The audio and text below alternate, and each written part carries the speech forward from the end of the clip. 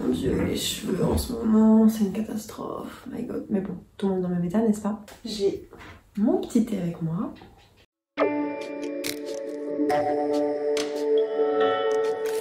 Hey! J'espère que vous allez bien, je vous retrouve aujourd'hui dans une nouvelle vidéo. Ça fait extrêmement longtemps que vous n'avez pas vu ma tête par ici. La dernière fois c'était pendant mes vlogs Erasmus, donc pendant que j'étais à Birmingham. Aujourd'hui j'avais envie de vous retrouver pour une vidéo complètement différente. Je voulais profiter un petit peu de ce cadre que j'ai juste derrière moi et que j'ai constitué exprès pour vous, puisque je déménage dans quelques jours. Venir un petit peu vous parler des choses qui en ce moment me font du bien. On est dans une période un peu compliquée, un peu comme tout le monde, il y a des hauts, il y a des bas. Il y a des jours où ça va, il y a des jours où ça va pas. Et je pense qu'il faut pas se cacher. Mais voilà, je voulais partager, que ce soit mes petits tips, mes petites astuces, mes petits favoris, et revenir un petit peu avec vous sur tout ce qui fait que je me sens bien pendant cette période. Allez, c'est parti! Alors, le premier point que je voulais absolument aborder avec vous et qui me met beaucoup de baume au cœur en ce moment, c'est tout ce qui est loisirs créatifs. C'est un tournant un petit peu que j'ai voulu faire prendre à ma chaîne dernièrement, donc notamment avec une vidéo sur la créativité que je vous mettrai dans le petit i juste ici, mais également sur mon compte Instagram qui lui sera juste là. C'est tout l'aspect création de contenu artistique, donc c'est vraiment quelque chose qui me passionne, donc notamment pour ce qui est photo. Donc je vous invite à me suivre sur Instagram si vous voulez voir un petit peu comment je développe cet aspect-là. J'ai jamais été quelqu'un de très manuel et j'ai décidé dernièrement de me mettre à l'aquarelle. Alors pour ce faire, j'ai acheté une petite palette d'aquarelle que j'ai trouvée chez Cultura. Donc je pense que vous pouvez en trouver un petit peu partout. J'ai essayé de vous la faire livrer ou encore d'attendre la fin du confinement pour pouvoir aller dans tout ce qui fait art créatif. Elle ne m'a pas coûté très cher, il me semble qu'elle était au prix de 17, enfin en dessous de 20 € dans tous les cas. L'avantage avec l'aquarelle, c'est que vous pouvez faire les mélanges que vous souhaitez. Donc moi je me sers de la plaquette du dessus. Je vous ferai pas de tuto aquarelle ou quoi que ce soit parce que je suis très mal placée pour le faire. Moi je fais des choses assez basiques, j'essaie surtout de me concentrer sur les fleurs, mais ça me détend énormément, ça permet un petit peu de se recentrer, de penser un petit peu à autre chose et voilà, de développer un petit peu toute la partie création. La deuxième chose dont je voulais vous parler, c'est le concept d'art journal. J'ai découvert ça sur le compte de Natasha Birds. Donc Natasha Birds, je vous en parle tout le temps, c'est une de mes plus grandes inspirations en termes de créativité. C'est elle qui a partagé son art journal justement et ça m'a donné envie de faire le mien. J'ai décidé d'utiliser un ancien carnet qu'une de mes amies m'avait offert. Juliette, si tu passes par là, je te fais un gros bisou. Il y a écrit dessus: accepte ce qui est, laisse aller ce qui était et aie confiance en ce qui sera. Je vous montrerai pas toutes les pages parce que c'est quand même assez personnel. Je fais des petits dessins aquarelles, de l'écriture. Je trouve que ça permet de développer vraiment cet aspect créatif. J'ai même récupéré des anciennes photos que j'avais dans ma boîte à souvenirs, puisque oui, je suis le genre de personne à avoir une boîte à souvenirs. C'est deux photos que je voulais partager avec vous, que je trouve absolument magnifiques. Donc vous avez une très vieille photo de la Tour Eiffel et une photo de coucher de soleil. Donc voilà, je pense que je vais jouer un petit peu avec dans le carnet. Après, pour faire le art journal, vous n'avez pas besoin d'être quelqu'un de très manuel. Comme je vous le disais, moi je ne le suis pas.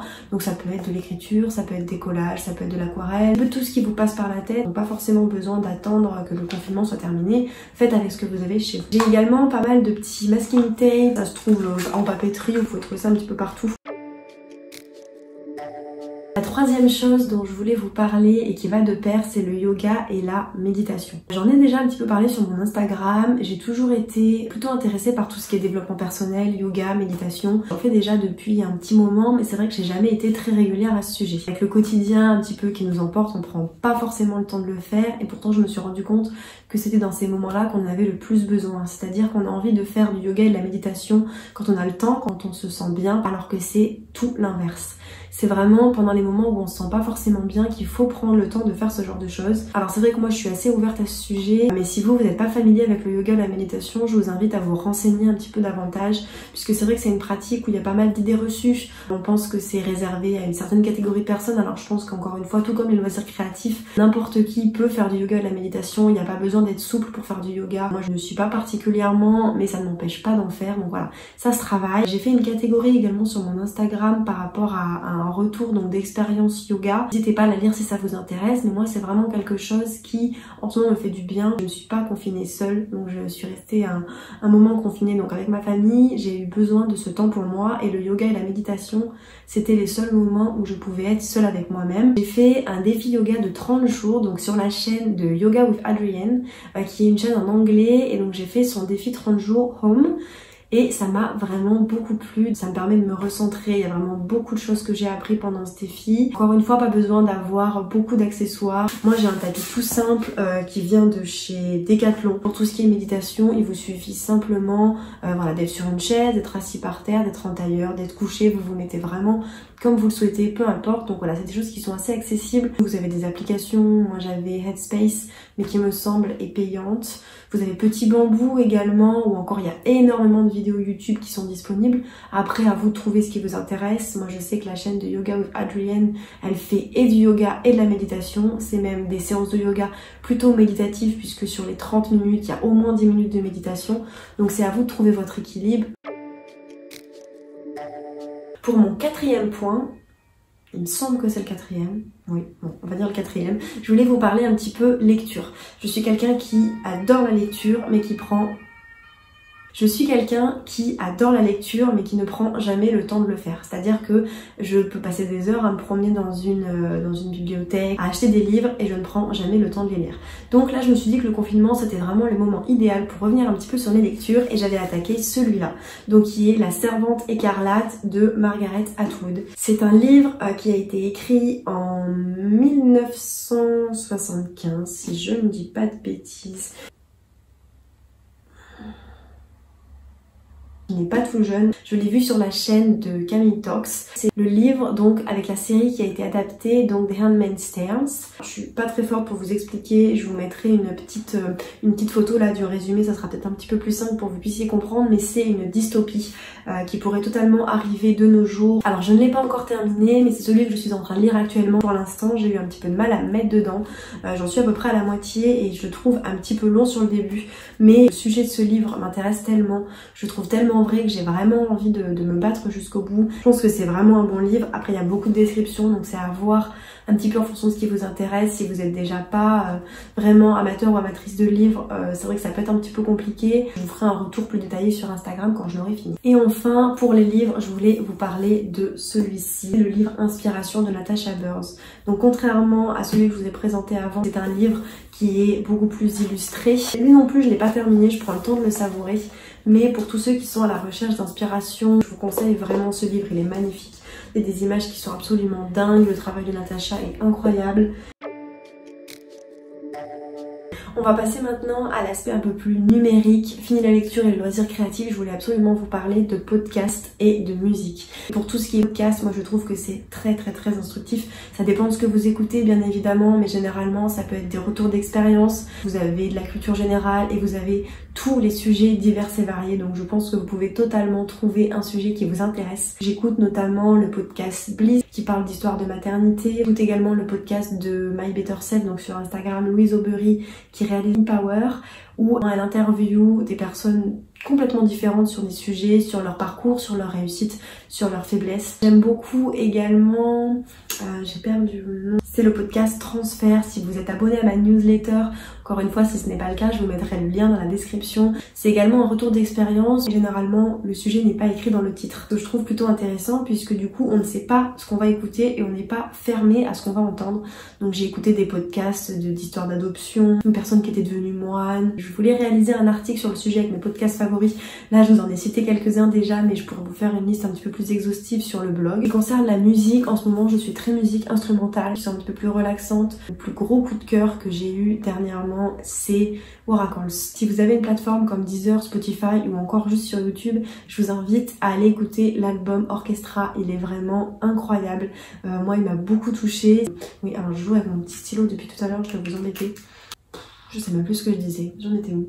Moi, ce qui m'a beaucoup marqué dans cet album, c'est le rythme. Le rythme est beaucoup par rapport au battement du cœur. Et moi, je suis quelqu'un qui ressent beaucoup les musiques. Et là, le fait d'avoir l'impression que la musique allait au rythme du battement de mon cœur, ça m'a vraiment beaucoup touchée. Je vous mettrai d'ailleurs un petit extrait juste là pour que vous puissiez écouter ma préférée.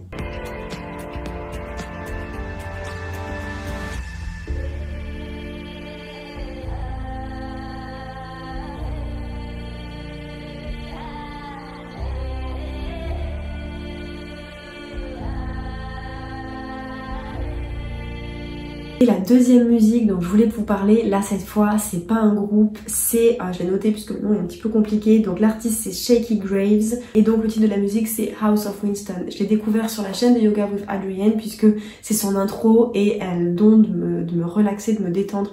Je l'écoute toujours le matin à la fin de ma séance de yoga et de méditation et ça me fait démarrer la journée du bon pied.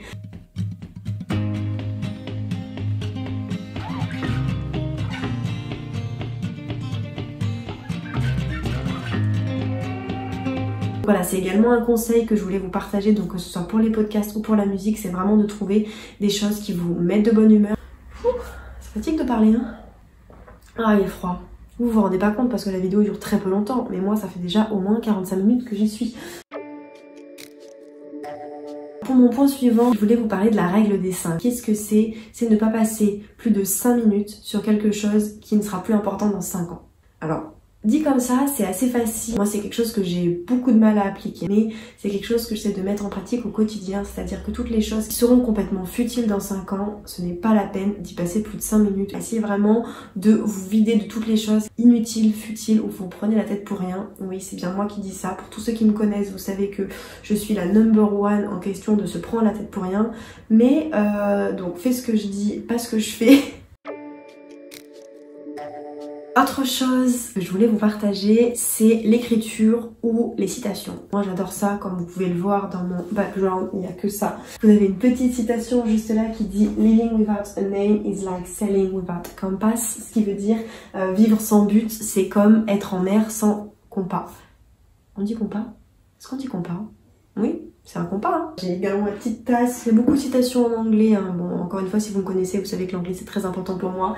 Vous avez celle-ci qui dit Life is like riding a bicycle. To keep your balance, you must keep moving. Donc la vie, c'est comme être sur un vélo. Vous devez continuer à avancer pour garder votre équilibre. Je trouve que ça vous apporte de la motivation. Moi, personnellement, j'adore les écrire. J'ai même un petit carnet où je les référence toutes et j'adore les relire. J'ai également pas mal de petites feuilles comme ça avec des petits mantras, donc que ce soit accueil le jour. J'ai également Magic happens every day. C'est le genre de choses que j'aime bien avoir dans mon environnement, dans mon appartement. Ça peut être un petit peu, voilà, écrire partout, un post-it, dans votre salle de bain. À vous de mettre en place les mantras qui fonctionnent pour vous. One eternity later. Bon, je pense avoir fait le tour. Si jamais vous avez des tips ou des astuces, vous, qui vous aident à vous sentir bien, je vous laisse les mettre dans les commentaires. N'hésitez pas également à vous entourer de la façon dont vous pouvez, que ce soit sur les réseaux sociaux, que ce soit par des appels. Voilà, ne restez pas seul. Mais gardez un petit peu de temps pour vous, je pense que c'est une balance à trouver. J'espère en tout cas que cette vidéo vous aura aidé. Je vous dis à très vite, prenez soin de vous. Bye!